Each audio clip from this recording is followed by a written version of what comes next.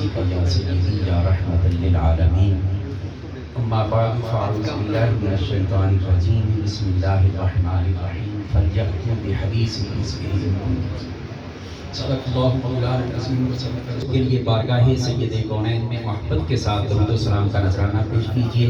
الصلاۃ والسلام علیک یا سیدی یا رسول اللہ و اصحابک یا سیدی یا حبیب اللہ یا محمد صلی اللہ علیہ وسلم. یا محمد یا محمد محمد میں کہتا رہا نور کے موتیوں کی لڑی بن گئی.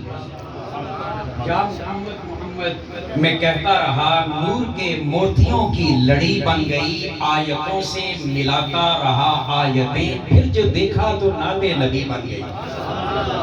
آیتوں سے ملاتا رہا آیتیں پھر جو دیکھا تو نعت نبی بن گئی. جب چھڑا تذکرہ حسن محبوب کا جب چھڑا تذکرہ حسن محبوب کا والضحیٰ کہہ لیا والقمر پڑھ لیا. جب چھڑا تذکرہ حسن محبوب کا والضحیٰ کہہ دیا والقمر پڑھ لیا. آیتوں کی تلاوت بھی ہوتی رہی نعت بھی بن گئی بات بھی بن گئی. ہزاروں حمدیں اللہ کے کائنات کے لیے بے شمار درود و سلام سید الاولاق آپ کی آل پاک اصحاب پاک کے لیے. الحمدللہ رسول آج کی اس خوبصورت جشن ختم قرآن پاک کی اس نشست میں میں اور آپ سب حاضری کے ساتھ حاصل کر رہے ہیں. بڑا وقت گزر گیا آپ کی تشریف فرمائیں اور میں ویسے میں ذرا جلدی بڑھا ہو گیا. یہ گوروں کا خاص طور پہ جناب ماسٹر محمد شریف صاحب علی سلطان صاحب اور شیخ عبدالرزاق صاحب ڈاکٹر انیل صاحب اور اس طرح دیگر جو بزرگ ہیں ان کی بڑی ہمت ہے کہ وہ تشریف فرمائیں. میں قسم خدا کی میں یہ نہیں کہ مسکا شسکا لگا رہا ہوں. مجھے آج بڑی خوشی ہوئی کہ میرے پرانے یار میرے دائیں بائیں بیٹھے ہیں. یقین جانو کہ میں مصطفیٰ آباد والوں حقیقت بیان کر رہا ہوں کہ جتنی عزت آپ لوگوں نے آپ دوستوں نے مجھے دی ہے نا مجھے عزیز کو دین کی نسبت سے بہت کم لوگوں کے نصیب میں ہوتی ہے. میں آپ میں سے ہر ایک کا ممنون ہوں اور بالخصوص جناب برادر مکرم جناب حاجی شیخ عبدالرزاق صاحب حاجی سلطان مدنی صاحب جناب ماسٹر محمد شریف صاحب ڈاکٹر حنیف صاحب اور ہمارے بزرگ حضرت جناب محترم ڈاکٹر عبدالسعید صاحب اور ہمارے ایک اور ساتھی مجھے آج بڑے یاد آ رہے ہیں ہمارے بزرگ پہ اور مناسب انداز میں خوش طبی بھی فرمایا کرتے تھے جناب حاجی اقبال صاحب رحمۃ اللہ تعالیٰ علیہ. ان کے ساتھ جاتے تھے وہ بھی تشریف لائے ہیں. یہ ایک پرانی ایک سنگتیں تھیں. ان کو ایک جنون تھا ایک جذبہ تھا شوق تھا مسجد کی خدمت کا اور اس انداز کا شوق تھا کہ میرا خیال ہے مصطفیٰ آباد کے اندر پہلا باقاعدہ کوئی عالم دین اگر خطیب کے طور پہ آیا تھا تو میرا خیال ہے یہی لے کے آئے تھے وگرنہ حفاظ کرام اور وہ کثرت سے موجود تھے. اور مجھے یہ ہمارے پرانے بزرگ کی باتیں بتاتے ہیں. چودھری عالمگیر صاحب وہ ایک بار بتانے لگے کہنے لگے جی یہاں پہ طوطی بولتا تھا ایک دوسرے مسلک کے شخص کا. آئے دن وہ کوئی نہ کوئی چیلنج کرتا رہتا تھا مگر اللہ کا شکر ہے کہ جب سے اللہ نے ڈیوٹی لگا دی ہم فقیروں کی اس کے بعد بولتیاں بند ہو گئی سب کی. اور یہ میں ضرور کہتا ہوں کہ میرا جتنا عرصہ بھی میں ادھر حاضر رہا خدمت میں نے اخلاص کے ساتھ کی ہے یہ میرے ساتھی بھی گواہ ہیں میرا رب بھی گواہ ہے. اور جتنا میرے رب کو منظور تھا میں یہاں پہ میں نے وقت گزارا اور اس کے بعد آج میں بڑا ہی خوش ہوں کہ میری جگہ پہ جناب برادرم جناب فاضل نوجوان مولانا حافظ محمد زمان صادق صاحب وہ تشریف لائے ہیں. اچھی گفتگو کی اچھی بات کی دل خوش ہو گیا رونقیں دیکھ کر. وہی بزم ہے وہی دھوم ہے وہی عاشقوں کا ہجوم ہے. اگر علی کہے مزار اسی ویسے علی نہیں گئے مگر شیر پورا کہ وہی آئے گا. یہ قدرت کی طرف سے ٹرانسفر اور تبادلے ہوتے رہتے ہیں اور میرا تبادلہ وہ مدینہ مسجد ننکانہ میں چونکہ ہو گیا تھا تو اس لیے مجھے یہاں سے رخصت لینا پڑی. مجھے وہ منظر آج بھی نہیں بھولتا قسم ہے میں وہ دل کی باتیں کر رہا ہوں. مجھے وہ منظر نہیں بھولتا جب آخری یہاں پہ جمعہ میں نے خطبہ دیا تو اس سے پہلے میں نے کسی سے جلدی سے تذکرہ بھی نہیں کیا تھا. جی 21-22 سال کے بعد 22 سال کے بعد یہاں سے جب جانا ہوا ہوا یہ کہ میں یقین جانو کہ میں نے 3-4 بار انہیں نہ بھی کر دی تھی. میں آکھا جی انہوں نے دل لگ گیا تو میرا بھی دل اتنے لگ گیا. سچی بات ہے. لیکن وہ ہوا یہ کہ والد گرامی اللہ پاک دعا کریں ہم کو اللہ پاک صحت کاملہ عاجلہ نصیب فرمائے اور ان کا سایہ ہمارے سروں پہ سلامت رکھے. امی کی جدائی دی ہے، ابا کی جدائی میرا رب جلدی سے نہ دے. تو انہوں نے مجھے حکم دیا، اور حکم اس لیے دیا کہ ان لوگوں نے آ کر کہا کہ حضرت ان کی وہاں بڑی ضرورت ہے. سکھوں کے دروازے پہ بہت بڑی جامع مسجد ہے مدینہ، اور صورتحال یہ ہے کہ خطبہ جمعہ کے دوران بھی صرف 2 یا 3 صفحے رہ گئی ہیں. باقی سکھ لوگ بھی آتے ہیں، باہر کی دنیا کے لوگ بھی آتے ہیں، وہ یہ دیکھ کر کیا کہیں گے کہ مسلمانوں کی مسجد کا یہ حال ہے. میں نے کہا کہ میرے جانے سے کیا ہوگا؟ انہوں نے کہا جی سانو یقین ہے. ایک تقریر ادھر ننکانے میں ایک جگہ پہ انہوں نے میری سنی تھی، شیخ والی مسجد میں میلاد کا پروگرام. انہوں نے کہا جی سانو سارے یہ یقین ہے کہ تسی آ جاؤ گے، انشاءاللہ میرا رب رونقاں لا دے گا. میں نہ کرتا رہا، ٹالتا رہا، بڑا وقت گزرا. بالآخر ابا جی قبلہ سے انہوں نے کہا، ابا جی قبلہ نے کہا کہ دیکھ اب یہاں دین کے عزت کی بات ہے، اس لیے اگر تیرے جانے سے وہ مسجد بھر جاتی ہے تو تو چلا جا، میرا حکم ہے واپس میں چلا جا. میں خاموشی سے ادھر آیا نماز جمعہ کے لیے. میں نے تقریر کی، تقریر کے دوران بھی میں نے کوئی ذکر نہ کیا، اور بالکل اینڈ پہ جا کے آخری 2-3 جملے میں نے بولے کہ یارو ہم چھوڑ چلے اس محفل کو، یاد آئے کبھی تو مت رونا، بس دل کو تسلی دے لینا، گھبرائے کبھی تو مت رونا. میں نے اینڈ پہ یہ کہا کہ بھائی آپ کی عزتوں اور محبتوں کا بھی شکریہ. میں بھی جس لائق تھا میں نے اللہ رسول کے دین کا پیغام پہنچانے کی اپنے تئیں پوری کوشش کی ہے. اب جدائی کے لمحات آ رہے ہیں اور مجھے ایک جگہ پہ وعدہ کر لیا ہے اور آئندہ جمعہ میں نے وہاں پہ پڑھانا ہے. اس لیے میں آپ دوستوں سے بڑی محبت کے ساتھ میں معذرت خواہ ہوں، اور آپ کی محبتوں کا پاس کرتے ہوئے میں آپ سے درخواست کرتا ہوں کہ میں آج کے بعد یہاں پہ خطبہ جمعہ کے لیے نہیں آؤں گا. پھر کیا تھا، اتنی سی گفتگو پر محبتوں کے اندازے ایسے موقع پہ ہوتے ہیں. یہ جو دوست بیٹھے تھے وہ جانتے ہیں کہ اس وقت مسجد میں چیخ و پکار رونے کی اس طرح کی جس طرح میں نے شہادت کا کوئی واقعہ کربلا پڑھ دیا. میرے احباب جہاں پہ رو رہے تھے، چیخ رہے تھے. یہ میرے ساتھ مولانا عبد المجید صاحب، ان کا پیار ہر کوئی کہتے ہیں جی ان کی کسی کے ساتھ نہیں بنتی، مگر اس دن منظر لوگوں نے دیکھا ہوگا کہ یہ اذان پڑھنے لگے نا، جب میں نے وہ منظر دیکھا کہ وہ عجیب سی کیفیت تاری تھی، ہر کوئی رو رہا تھا، تو میں نے کہا کہیں کوئی اور بات نہ ہو جائے. میں نے جلدی سے اسے اشارہ کیا، میں نے کہا عبد المجید اذان پڑھے. یہ اذان پڑھنے لگا. یقین جانو کہ اذان کا اشہاد ان محمد رسول اللہ پہ آیا، اتنا رویا کہ آگے اس کو پڑھا ہی نہیں رہا. یہ محبتیں تھی، یہ پیار تھا. میں ان باتوں کو کبھی نہیں بھول پاؤں گا، کبھی نہیں بھول پاؤں گا. اور یہی وجہ ہے کہ آج بھی کوئی اگر مجھے فون پہ بھی اگر کہہ دیتا ہے تو میں یہاں چلا دوڑا آتا ہوں، صرف اسی لیے کہ یہ ان محبتوں کا خراج پیش کرنے کے لیے میں حاضر ہوتا ہوں. وگرنہ تقریر کی میری حیثیت کیا ہے، میری اہلیت کیا ہے. ماشاءاللہ بہت اچھا خطاب ہو چکا. اب میں صرف برکت کے لیے 2-3 باتیں عرض کر دیتا ہوں کیونکہ مجھے بڑے اصرار سے کہا گیا ہے. اللہ پاک جل مجدہ کے کلام مقدس کی فضیلت اور عظمت کے حوالے سے حافظ صاحب نے بڑی خوبصورت باتیں کی کہ اللہ پاک جل مجدہ نے قرآن پاک جیسی کتاب لانے کا چیلنج کیا، پھر 10 سورتیں لانے کا چیلنج کیا، پھر 1 سورت لانے کا چیلنج کیا، پھر اور گھٹا دیا فَلْيَأْتُوا بِحَدِيثٍ مِثْلِهِ، صرف ایک بات قرآن جیسی لے آؤ. یہ چیلنج کر لیا، مگر نہ کوئی سورت لا سکا، نہ قرآن لا سکا، نہ 10 سورتیں لا سکا، نہ ایک آیت یا کوئی بات لا سکا. اب ذہن میں یہ خیال آ سکتا تھا، یہ تو بندوں سے بات کی نا کہ بندوں کے کلام میں سے کوئی لے آئے. بندے تو نہیں لا سکتے. کسی کے ذہن میں یہ خیال آ سکتا تھا کہ اللہ کی کتابوں میں، اللہ کے کلام میں سے تو کوئی ہو سکتا ہے نا. اب سورۃ البقرہ میں جو مدنی سورت ہے، یہود جہاں سے مخاطب ہیں، وہاں پہ اللہ پاک نے چیلنج کیا. ہر جگہ پہ فرمایا کہ 10 سورتوں جیسی لے آؤ، قرآن جیسا لے آؤ، ایک بات جیسی لے آؤ. مگر جب سورۃ البقرہ میں چیلنج کیا نا تو قرآن نے چیلنج کیا فَأْتُوا بِسُورَةٍ مِّن مِّثْلِهِ. قرآن نے کہا کہ بندوں، بندے تو نہیں لا سکتے، چلو اس کی مثل سے، قرآن کی مثل سے، یعنی کلام اللہ ہونے کے ناطے تورات، زبور اور انجیل سے کوئی قرآن جیسی ہے کوئی ایک سورت لے. اور وہ دانت کٹ کھڑے ہو گئے, کوئی نہ لا سکا. کیوں نہیں لا سکا؟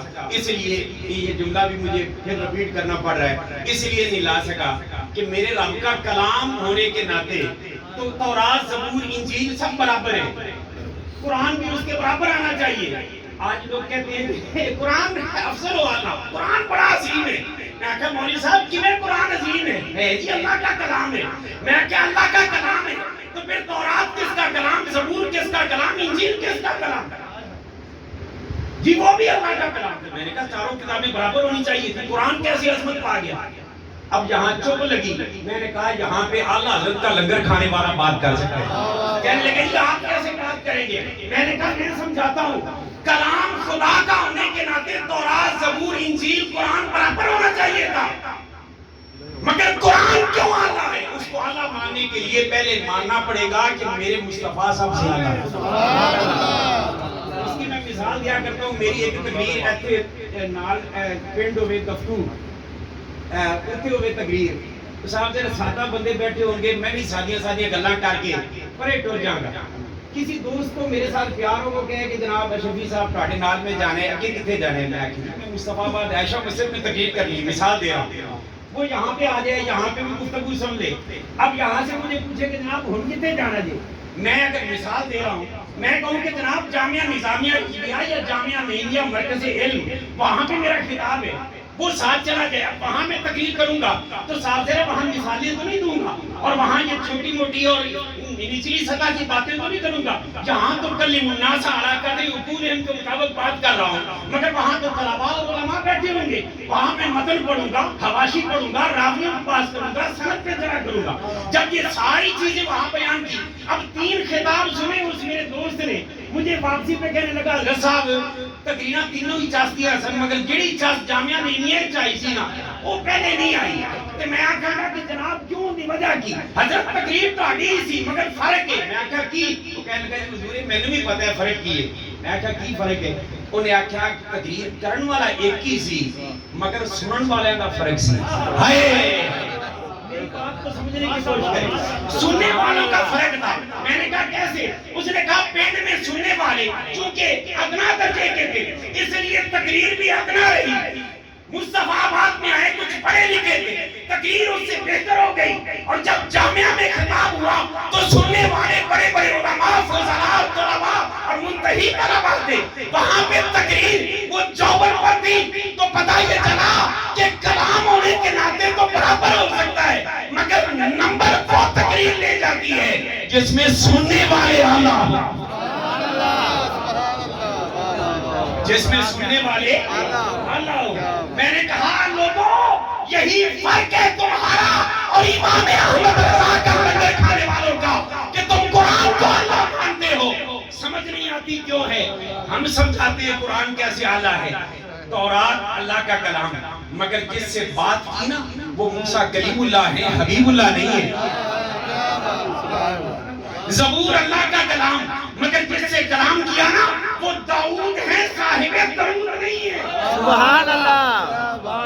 اور انجیل میرے رب کا کلام مگر جس سے کلام کیا وہ عیسیٰ روح اللہ ہے, محمد رسول اللہ نہیں ہے. تو قرآن کیسے اعلیٰ ہوا؟ اس لیے کہ قرآن میں میرے رب نے جو باتیں کی سننے والا سنا مصطفیٰ. سبحان اللہ, سبحان اللہ کا حبیب. اس لیے قرآن کو عظیم ماننے سے پہلے ماننا پڑے گا کہ جس کے سینے پہ اترا ہے وہ بھی عظیم ہے. کہ بریلی شریف کا لنگر بانٹ لیں گے, کدھا ارادے ہیں کہ بریلی شریف کا لنگر ہونا چاہیے. اچھا تو 50 آ جانی چاہیے تھی مسجد میں در و دیوار موجن جندہ نبی ہے نا, پرایا نبی سمجھ کے نہیں, اپنا نبی سمجھ کے. جدہ نبی ہے, ہمارا نبی وہ ڈٹ کے کبھی. میں اللہ حضرت کا کلام پڑھنے لگا, ادھا حصہ میں پڑھنا ہے. ہمارا نبی جس کا نبی ہے نا وہ اس زور سے کہے کہ مسجد کے در و دیوار گواہ ہو جائیں اور قیامت کے دن عائشہ رسول ہماری گواہی دے کہ یہ مصطفیٰ کی عظمتیں بیان کرتے رہے. امام اہل سنت نے کہا سب سے اعلیٰ و اعلیٰ ہمارا نبی. تھوڑا یہ اور زور لا دو انشاءاللہ آواز کٹیا خود نہیں ہوتا. جی اب اچھی آواز کٹیا مدے نو موت آنی ہوتی تے مینوں آ جاندی, جبکہ میں تو دعا کرنا کہ یا اللہ موت آوے تے لباں تے ذکر سرکار ہوے تے قسم خدا دی مرن دی بھی چاہتا. اس بات سے اونچی آواز میں سب سے اعلیٰ والا ہمارا نبی، اول سے آخر تک سب سے اعلیٰ والا ہمارا نبی۔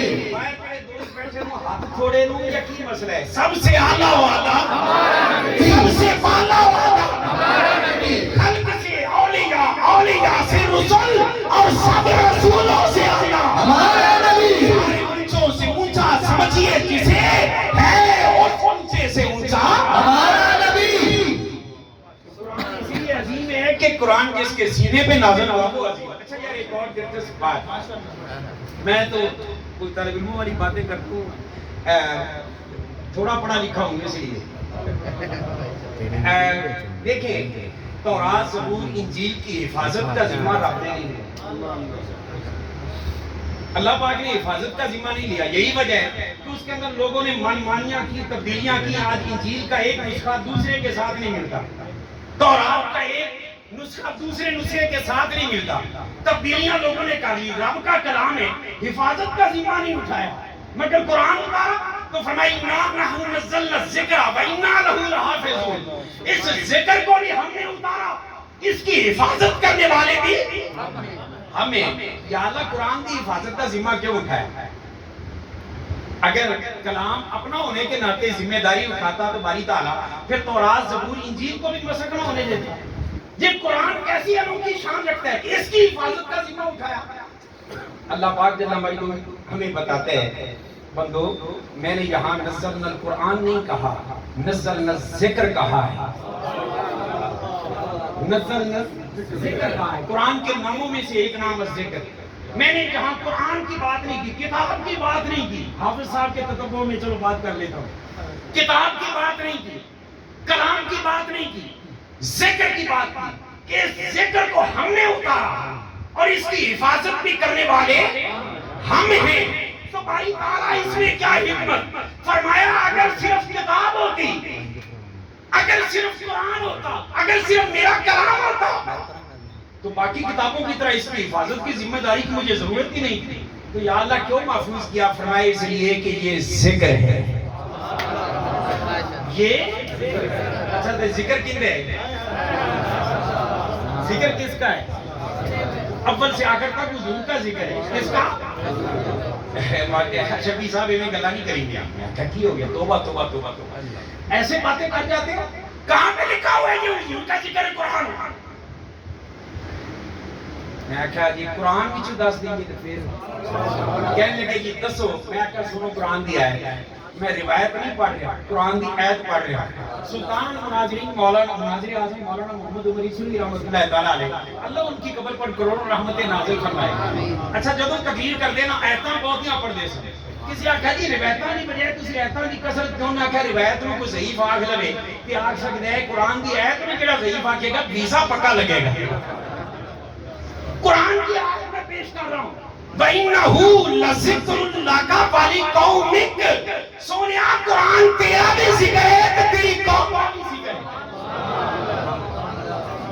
میں قرآن کی آیت پڑھ یہ پنجابی ترجمہ کر لیے جی میرے زمان صاحب چس دے دے رہے ہیں، چس والا ترجمہ کر دیا تو مزہ آ جائے گا میرا کہ اللہ پاک نے فرمایا اِنَّهُ لَذِكْرٌ لَكَ وَلِقَوْمِكَ۔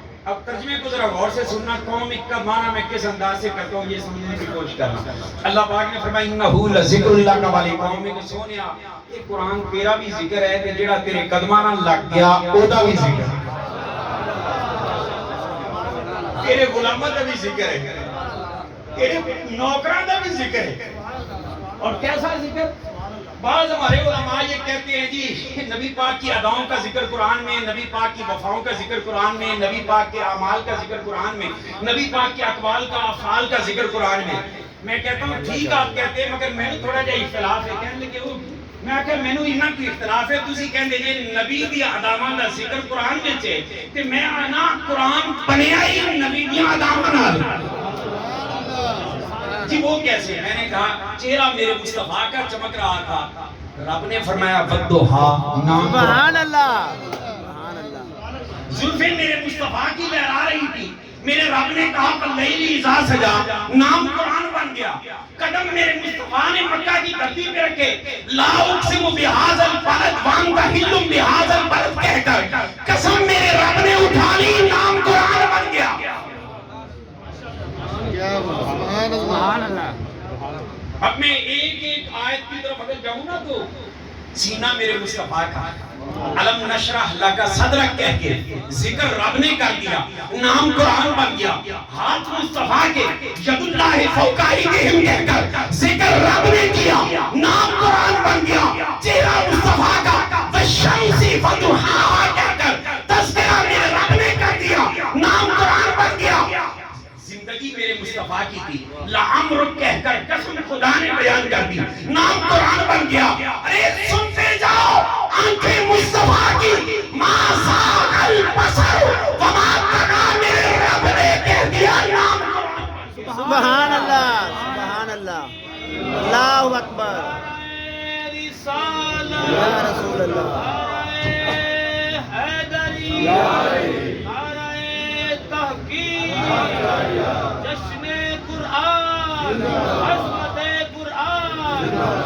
زمین پر میرے مصطفیٰ چلے، ذکر رب کرے، نام قرآن بنتا ہے. عرش بری میں میرے مصطفیٰ جائیں، کعبہ قوسین او ادنیٰ کہہ کر تذکرہ قرآن کرتے، خدا کرتے، نام قرآن بن جاتا ہے. قیامت کے دن ساری امتیں جمع ہوگی، ہر ایک کو اپنی اپنی پڑی ہوگی. میرے مصطفیٰ گواہی دیں گے، ذکر اللہ نے کر دیا. فَكَيْفَ إِذَا جِئْنَا مِنْ كُلِّ أُمَّةٍ بِشَهِيدٍ وَجِئْنَا بِكَ عَلَىٰ هَٰؤُلَاءِ شَهِيدًا. نام قرآن بن گیا تو سن لو میرے مصطفیٰ کی علاؤں کا نام قرآن ہے. سونا جنہیں کرتا گیا، رب بیان کرتا گیا، نام قرآن بنتا ہے. سبحان اللہ. وہ پنجابی شاعر نے بڑی سونی گل کی، انہیں آکھا خدا بولدا نہیں، خدا بولدا نہیں، وہ بے مثل ذات ہے. خدا بولدا نہیں، وہ بے مثل ذات ہے. وہ ہو بولے جو بھی بولے محمد، وہ ہو بولے جو بھی بولے محمد. سپارے صفے صورتاں بندے جامن، سپارے صفے صورتاں بندے جامن، زباں پاک تھی جو بولے محمد. کیوں چاند میں کھوئے ہو، الجھے ہو ستاروں میں، آقا کو میرے ڈھونڈو قرآن کے پاروں. سبحان اللہ. اب یہ موضوع تو ایسا ہے کہ محبت نگر ہے، جہاں سے واپسی نہیں ہوتی، مگر میں ان کے باوجود واپس ہو رہے ہیں. اللہ پاک نے فرمایا اِنَّا نَحْنُ نَزَّلْنَا الذِّكْرَ وَإِنَّا لَهُ لَحَافِظُونَ. اس ذکر کو اتارا بھی ہم نے ہے، اس کی حفاظت کرنے والے بھی ہم ہیں. بولیے اللہ ایک ہے یا ایک سے زیادہ؟ بولیے وحدہ لا شریک ہے، اس کے سوا کوئی دوسرا نہیں. اور ایسا ایک ہے کہ ہر ایک کا آدھا بھی ہوتا ہے، دو بھی ہوتے ہیں، مگر میرا رب ایسا ایک ہے جس کا آدھا بھی کوئی نہیں، دو بھی کوئی نہیں. اس لیے واحد نہیں، احد، یکتا. اور یہی وجہ ہے کہ اہل محبت علماء نے یہ فتویٰ دیا ہے کہ اللہ پاک کی ذات کے لیے جمع کا صیغہ استعمال نہ کرو. اللہ تعالیٰ فرماتے ہیں، اللہ تعالیٰ کہتے ہیں، کیوں؟ اس لیے کہ اس میں شرک کا شائبہ ہے. میرا رب ایسا ایک ہے، ایسا ایک ہے کہ جس کا آدھا بھی نہیں، دو بھی نہیں. اچھا جب ایسا ایک ہے تو پھر یوں کہنا چاہیے تھا کہ نزل تس ذکر، میں نے یہ ذکر اتارا اور میں ہی اس کی حفاظت کرنے والا ہوں.